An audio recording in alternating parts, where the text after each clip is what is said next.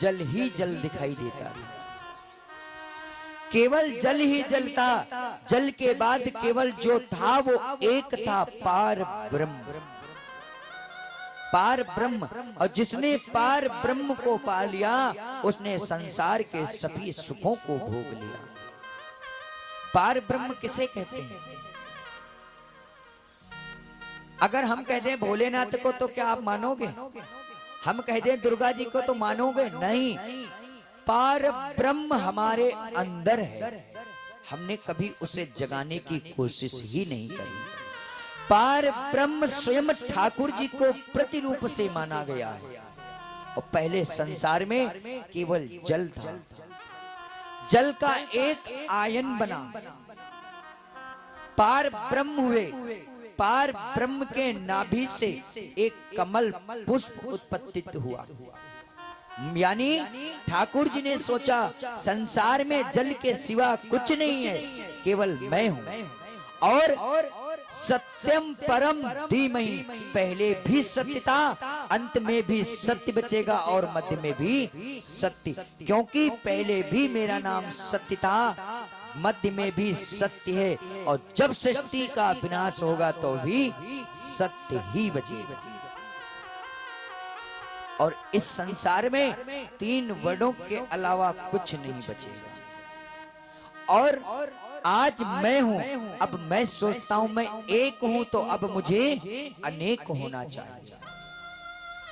आज ठाकुर जी के नाभि से कमल का पुष्प उत्पत्तित हुआ, एक जल का आयन बना, उसी आयन में कमल का फूल उत्पत्तित हुआ, उसी पे प्रत्येक रूप को देखते हुए ब्रह्मा जी उत्पत्तित हुए, जिनके 4 मुख हैं। कुछ हमारे धर्म में ऐसे लोग हैं जो ब्रह्मा जी और कार्तिक जी के बारे में नहीं जानते हैं, क्योंकि ब्रह्मा जी के 4 मुख हैं और कार्तिक जी के 3 मुख हैं। ध्यान देना, कुछ लोग ऐसे होते हैं शंकर जी के मंदिर में जाते हैं, 3 मुख देख लिया तो उनको ब्रह्मा जी समझने लगे। लेकिन ध्यान देना, ब्रह्मा जी संसार में केवल एक ही जगह मंदिर है, और ब्रह्मा जी की किसी यज्ञ में पूजा होती है, जैसे बड़ा यज्ञ होता है, 108 कुंडी यज्ञ, 9 चंडी यज्ञ, उसमें सिर्फ ब्रह्मा जी का पूजन होता है। और संसार में ब्रह्मा जी का कहीं मंदिर नहीं, केवल पुष्कर में मंदिर है, राजस्थान। इसके अलावा पूरे विश्व में ब्रह्मा जी का मंदिर कहीं नहीं, क्योंकि ब्रह्मा जी को श्राप मिल गया था। इसीलिए ब्रह्मा जी की केवल पूजा हवन होगा, जहां यज्ञ होगी वहां पर होगी, और किसी पूजन में ब्रह्मा जी का उच्चारण नहीं दिया। आज ब्रह्मा जी प्रकट हुए, ब्रह्मा जी को 2 शब्द सुनाई दिए, ता और पा। जब ब्रह्मा जी कमल के ऊपर प्रकट हुए तो वो सोचते हैं कि मैं आया तो आया कहां, और मैं संसार में कैसे आया। जब उनको 2 वर्ड सुनाई दिए, ता और पा, उन्होंने समझ गए कि मुझे अब तपस्या करनी है। आज ब्रह्मा जी महाराज ने कई हजार वर्ष तक तपस्या करी, तब उनको श्री नारायण के दर्शन प्राप्त हुए। बोलो बांके बिहारी लाल की। आज जब इधर नारायण के दर्शन प्राप्त हुए, ठाकुर जी ने कहा, ब्रह्मा जी मैंने तुम्हें संसार में इसलिए लेके आया हूं, जाओ तुम सृष्टि का वर्णन करो। ब्रह्मा जी ने प्रभु से आज्ञा ले ली। आज्ञा लेने के बाद में ब्रह्मा जी सृष्टि की रचना करने के लिए उपस्थित हुए। सबसे पहले उन्होंने 4 पुत्रों को उत्पत्तित किया माया के द्वारा, सनक, सनंदन और सनत कुमार। ये 4 पुत्र उत्पत्तित हुए।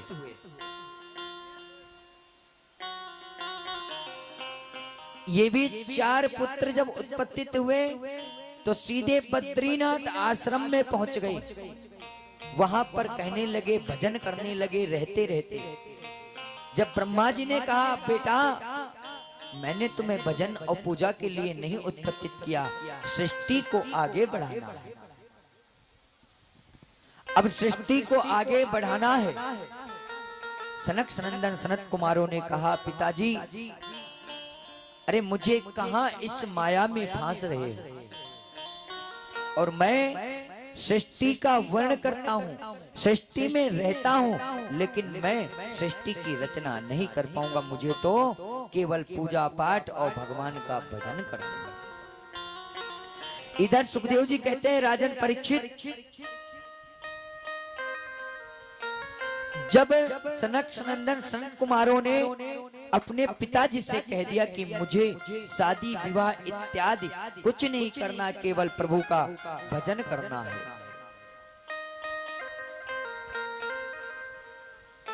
ऐसे ही जब कहा, तब वहां पर से ब्रह्मा जी ने सोचा, ये मेरे अवरस 4 पुत्र थे और इन्होंने भी अपने कर्म के द्वारा शादी योग इत्यादि नहीं कर रहे हैं, केवल भगवान की भक्ति करेंगे। इसके बाद में एक बार सुखदेव जी कहते हैं, राजन परीक्षित,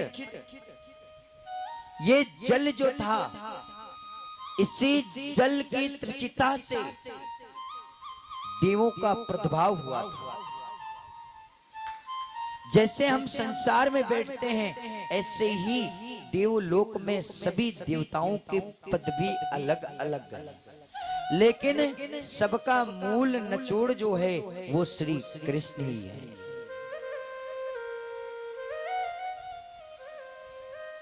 ऐसे ही ठाकुर जी की कृपा से सभी भक्ति और भाव से अपने मन का जो तार होता है वो परमात्मा के सानिध्य में जुड़ना चाहिए। इधर सुखदेव जी कहते हैं, राजन परीक्षित, कहते हैं कि पृथ्वी जल आयु आदि 5 तत्वों से मनुष्य का शरीर बनता है। पृथ्वी, जल, तेज, आयु और आकाश, इसी प्रकार से सृष्टि की रचना हुई है और ऐसे ही 5 तत्वों से मनुष्य का शरीर बना है। चाहे मनुष्य ले लो, चाहे आप कोई जीव और जंतु ले लो, सब में 5 तत्व हैं और 5 ही कर्म इंद्रियां और ज्ञान इंद्रियां हैं। ऐसे दुनिया में रह करके हर प्रकार के अलग अलग मनुष्य रहते हैं। भगवान ने कहा विधाता से कि मैंने तुम्हें उपदेश दिया, इसी को मैं भागवत भी कहता हूँ और इसी को मैं श्रीमद् भागवत कहता हूँ और इसी को श्री कृष्ण कहता हूँ। जो भागवत है वही श्री कृष्ण है और जो श्री कृष्ण है वही श्रीमद् भागवत कथा है।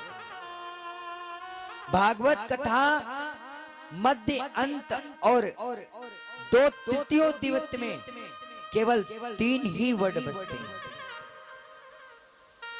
भगवान ने ब्रह्मा जी को प्रत्येक रूप से बताया कि आप संसार का वर्णन करोगे, कैसे करोगे ये मैं नहीं जानता हूं, मैंने आज्ञा आपको दे दी। जैसे ही इधर भगवान ने ब्रह्मा जी को आज्ञा दे दी, अब यहीं से प्रारंभ होता है विदुर जी का संवाद। आज इधर सनक सनंदन सनत कुमार तो बद्रीनाथ आश्रम में हैं, इधर ब्रह्मा जी सृष्टि की रचना कर रहे हैं और इधर द्वारका से मेरे श्री कृष्ण पांडवों की नगरी में आए। आज जैसे ही पांडवों की नगरी में श्री ठाकुर जी महाराज का आगमन हुआ, अगर भगवान जाति पाति देखते होते तो विदुर जी के घर क्यों पहुंचते। भगवान कभी जाति और पाति नहीं देखता कि आप किस बिरादरी से हो। जाति पात पूछती नहीं कोई, हरि को भजे सो हरि कोई। भगवान ने जाति पाति नहीं बनाई है, भगवान ने केवल मनुष्य को बनाया था। अभी अगले प्रसंग में जब वर्ण होगा सृष्टि का, उसमें बताया जाएगा। केवल मनुष्य को बनाया था और जाति पाति भगवान ने नहीं बनाई, जाति पाति हम आप लोगों ने ही बनाया।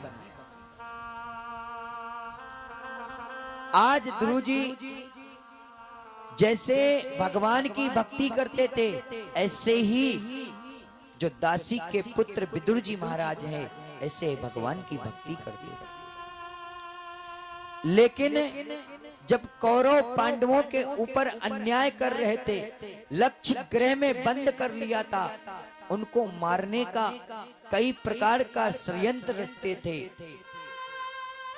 वहां पे धृतराष्ट्र आदि रहते थे और धृतराष्ट्र के सामने श्री विदुर जी महाराज का आगमन हुआ था। क्योंकि जब पांडवों के ऊपर मारने के लिए षड्यंत्र रचा, तब ध्रुव जी महाराज ने धृतराष्ट्र से कहा कि ये आप जो अन्याय कर रहे हो ये गलत है। लेकिन जैसे ही महाराज जी ने धृतराष्ट्र से कहा कि अन्याय जो आप कर रहे हो ये गलत है, लेकिन तुरंत ही महाराज ने कहा, अरे तुम हमारी सभा के महामंत्री हो और फिर तुम्हारा इतना हक नहीं है कि तुम मेरे सामने मुझसे कुछ कहो। और तुमने पांडवों के लिए बोला है, जाओ मैं तुम्हें महामंत्री के पद से तुम्हें हटाता हूं।